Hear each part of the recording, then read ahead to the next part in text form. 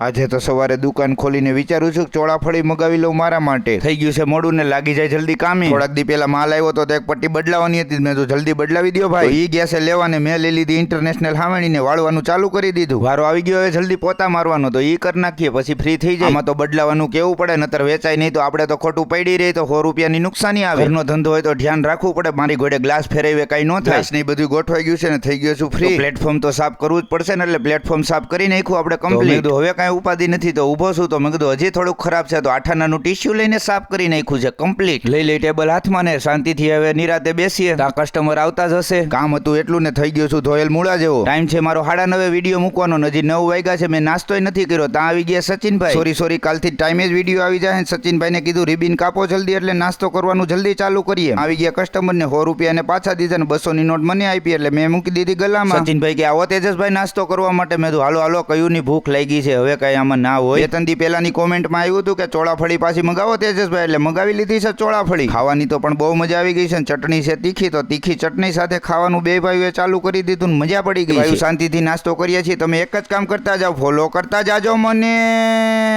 Bye bye.